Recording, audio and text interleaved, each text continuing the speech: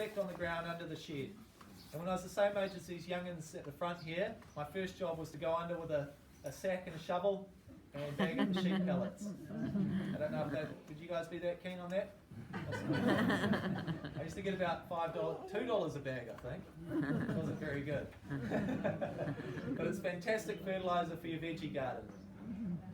So what we're going to do today is, I'm just going to introduce Ian now. He's just going to come up. Ian is our resident shearing specialist. He's been a shearing contractor and many other things. And he's just going to talk to you a little bit about what we do when we're shearing. I'm going to go catch us a woolly sheep while he does that. Hi everybody. Hi. So like Tommy said, my name's Ian Richardson. I've been doing the shearing out here for the last 10, 12 years, but I've had a couple of hips done lately. So a bit titanium. So I'll give that a miss. If Tommy just passes me the handpiece here before he sneaks away. And I've had a couple of stations or farms in Hawke's Bay here, and so I'm pretty versed. And we do a lot of, why I like it out here, and I came out here originally, is because it's a real place. We still shear sheep in here, it's still real, and everything is a real happening thing. We shear our sheep pretty much around about every 8 to 9 months. So in the middle of summer, am I allowed to talk about your haircut? In the middle here? It's very, in the middle, and the gentleman here, he might like to stand up, but on top here, that's the sort of haircut we give our sheep in the middle of summer. Very short, and that's how the sheep get their haircut. He's got the perfect haircut. And going in and out of winter, the bits around the sides there, that's how we, going in or coming out of winter, it's just a number 2. So it's a number 1, a number 2, and in the middle of winter, they pretty much get along the haircut, a number 3. Because we've got to protect our sheep. They have around about 25% lanolin in the wool. So the more you take off, the less protection they have with the grease and everything. So they can't shed the water, well they've got no wool to shed. So the grease in there keeps them warm. So that's your number 1, number 2 and number 3 haircut. So in the old days, Tommy was talking about the handpiece. Well, these are the blades, and that's how they shore all the sheep here years ago with these, and they're very sharp. So you'd wonder how they could shear. So they're designed so that it just slides over the skin. So you can take the hairs off your arms just very slightly. If anyone would like a haircut later, I can do that for you. So it just runs, and they're razor sharp. And it's the same thing. Tommy will be shearing with the handpiece, and that there's a handpiece worth around about $800 New Zealand. It has a comb that is screwed onto the front. Comb like you comb your hair with, but it's shaped up like the front of your ship so that it won't stick in. And it's the same as those old blades. It won't stick in, or it should not stick into the skin. So it just runs over smoothly. So you change that comb approximately once an hour. You unscrew those 2 screws and you have enough gear for the day so that you can change that once an hour, and a little cutter that goes backwards and forwards across the top, you change around about every 15 minutes. It's steel on steel, but there's enough lanolin grease in the wool to keep that greased all the time. So I'll give that back to Tommy. He'll put that back over there, and he'll, with a bit of luck, I'll kid him around to taking his boots off. So he'll take his boots off, and we're shearing something that's called moccasins. Those funny looking leather things he's got there look a little bit like a rough ballet slipper. I don't know whether Tommy's a belly dancer or a ballet dancer. But he'll put those on in a minute. They're so that the lanolin and the grease, once again the lanolin, you slip on the board. You slip. And you can shear with the sheep. When you've got a sheep between your legs and you're moving it around and shearing it, it's a little bit like a dance. You've got to keep your partner comfortable. If they're not comfortable, they kick. Sometimes they kick anyway, but that's the story. And he's got his double-sided jeans on in the front that have got 2 layers in the front and 1 layer at the back, so it protects you from thistles and a tremendous amount of lanolin. And a nice thin, he's got a nice thin merino singlet on today, which you perspire through very, very easily. So I'm going to hand you back to Tommy, and he's going to get a sheep, and he's going to open that door, so you're going to watch out here. If he misses it, you've got to catch it. So I've got myself a big Romney cross spoon here. So what we're going to do is just open the door. So this is what we call the catching pen. We'll see if she wants to come out. Here she comes. Come on, girl. Probably the biggest, fattest one that we had out there. So hopefully she shares nicely for us today. So what we're going to do now is I can't actually share her standing up. You see she's moving around and it's impossible. So what we have to do is we have to turn them over. So here we go. We'll go 1, 2, 3. Over we go. Oh. Here we go. Just get her comfy. Get her comfy. Okay, relax. Okay, there we go. So there we go. We've got her nice and comfortable. She's off her feet. And she should just sit there nicely. Like I was saying with the moccasins, or Ian was saying, the moccasins, I can actually feel her sitting on my feet. I can feel she's getting tense, and I know that I have to kind of reposition her. I'm just holding her shoulders with my knees, and I can kind of move around as I go. I'll open this wool. So this is what we call Romney, this is Romney Cross, or Romney in Suffolk. So there we go. You can have a lovely look in there. It's nice and white inside. The dark stain that you see around the outside there, that's what Ian was talking about. That's the lanolin. So the lanolin's right through the wool. She secretes it, and it covers her whole body and it protects her. So out in the rain she'll get wet, but the grease will hold the heat in.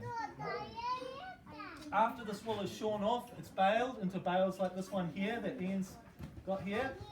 And then the bales go into Napier, the town that you're in port in today, and then they wash them. So they wash them in a big industrial washing machine.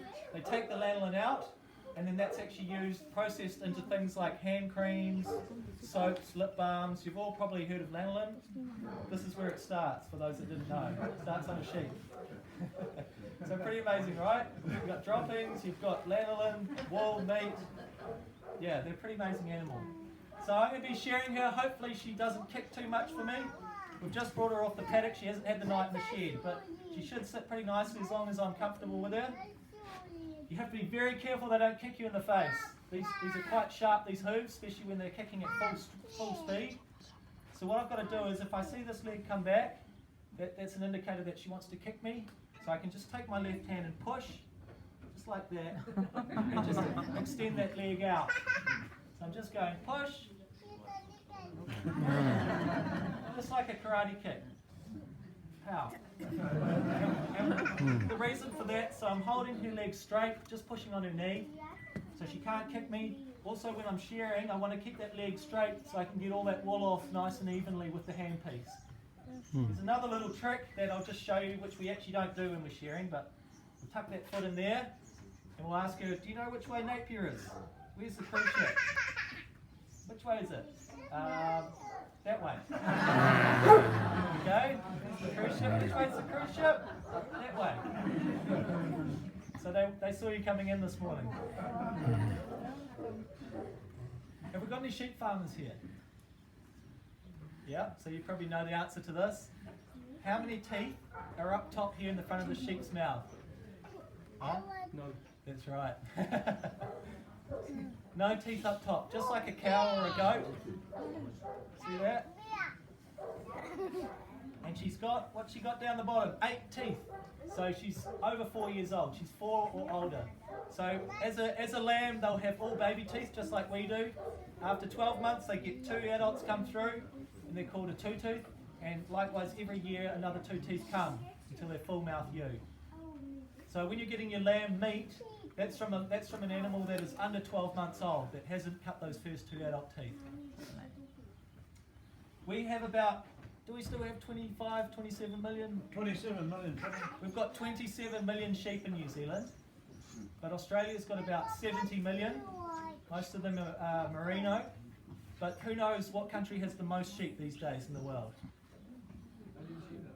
No. Huh? No.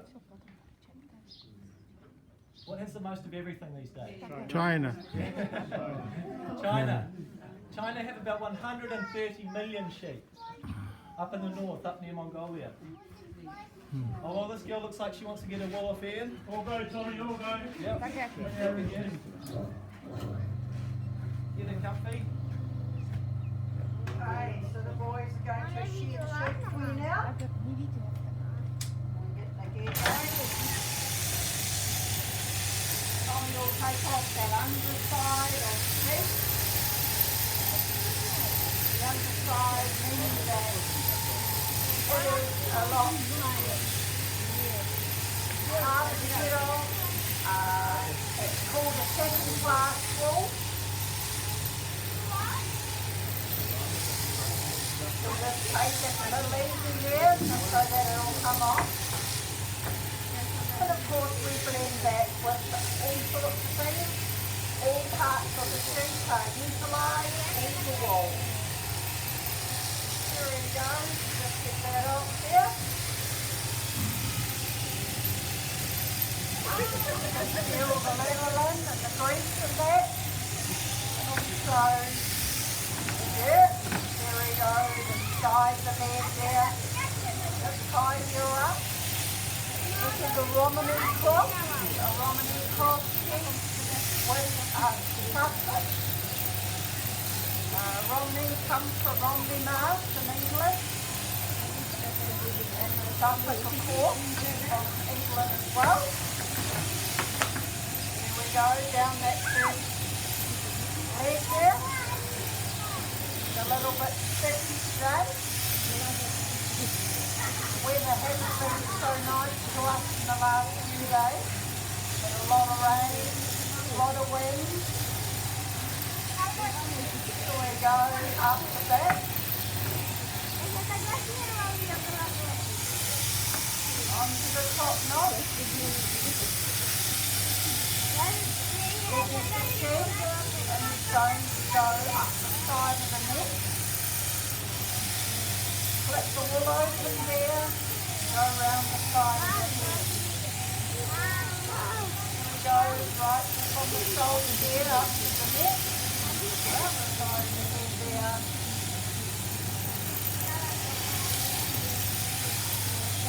Getting the sheep as we go. Here we go. Down onto those long blows. Right from the bottom of the sheep to the top of the sheep. Off that wool comes. Looking a nice fleece today. Here we go. We'll just give it a few minutes. Rightio, ladies and gentlemen, this is what doesn't normally happen. But just to show you, we're going to make a nice full rest bed for it. Put a pillow down here and let the sheep just lie back and have a little rest. We do these things. Here to show you. We try very hard not to hurt the sheep. It is very important that you don't hurt the sheep. And she's just lying there, not stressed or anything, just lying there. And probably the other thing is that we're just trying to pull the wool over your eyes. But she'll wake up now, but she's not stressed at all, there's no pain, she's just lying there. Come on, girl, Randy, come. One more side to go. Tommy's thinking of that $1.50 he's going to make for shearing the sheep, because that's what they average. There's a few more to make a beer, Ian. You've got a few more to go to make a beer, you Tommy. Okay, the boys are going down the last side here. As Ian says, $1.50 is our cheap price for each sheep that we shear during the day. And of course, many of our shearers get to 3, 4, maybe 500 sheep per day. Tommy being a farm worker on the farm, just shears when he has his first sheep. So he is $200 a day man, 120 to 300 a day, and he would take more through as he doesn't do it full time. There we go, just a few more blows there.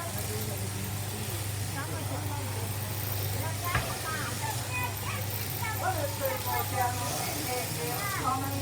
And we'll have that it's completely short. We go out onto the farm now and fix them all